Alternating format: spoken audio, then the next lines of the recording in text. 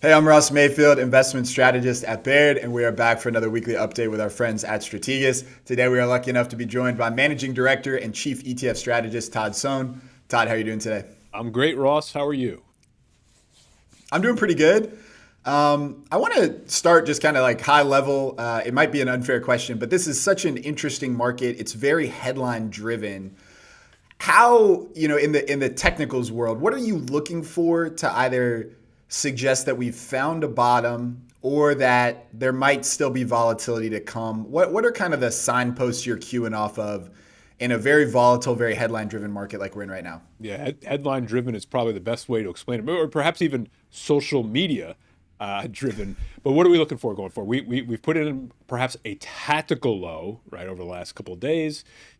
What you ultimately want to see is broad based participation across the board, across all sectors. You want to see a what we would describe as a momentum thrust, right? New highs expanding, the percent of stocks trading above certain moving averages expanding.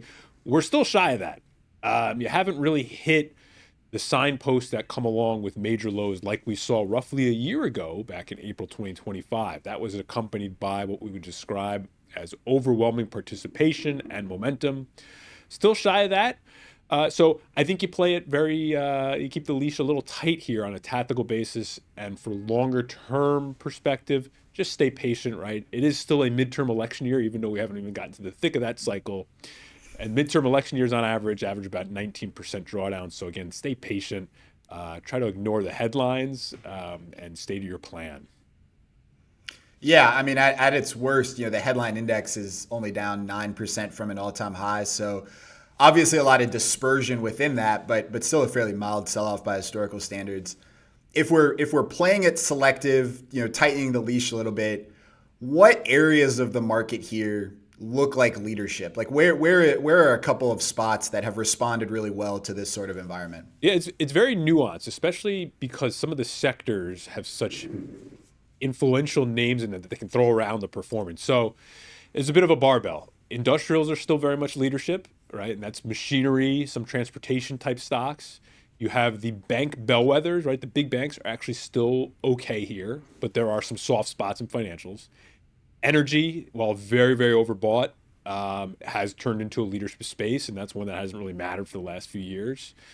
And then within, say, technology, it's still semiconductors over software. Software remains a very difficult space, while the semis, for the most part, right, are okay to some extent. So I think you have to go within each of the sectors, right? Again, back to energy, back to certain machinery, and then even in consumer discretionary, there are some soft spots. But then I look at some of the hotel related names, some more leisure, and that's okay too. So it's not as clean as other cycles we've seen where it's, you pick a sector and that's the leadership. It is very much go a level deeper.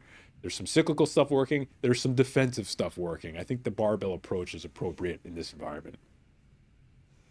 Yeah, that makes a lot of sense. And I know when we're talking about kind of the broad market, one of the signposts of either a low or a top in the market is a big swing in sentiment, right? Either kind of euphoria at the top or just, super bearishness at the bottom. You do a lot of work on the sentiment front, looking at flows, looking at survey data and other stuff. What are you seeing on that part? Have investors thrown in the towel here? Is it an asset at this point, or is there still work to do? Sentiment is an asset. I would describe it as that. Would I describe it as an apocalyptic? No, not yet. But you're certainly seeing much more cooling attitudes from the ETF spectrum, right? ETF flows have really started to come off the boil here. They are coming off the boil relative to fixed income as well. You're seeing more money go into defensive areas rather than cyclical areas. That's all very helpful. It's not quite the flush that we would see at real major lows, but the transition from very enthusiastic sentiment earlier in the year, rightfully so, to a little bit more lukewarm to bearish is helpful. It's a necessary part of the process, but still shy of the apocalyptic type sentiment data that we look for coming off of major lows. So I think it kind of fits in with this stay patient, pick your spots environment until we can get through all this headline and geopolitical volatility.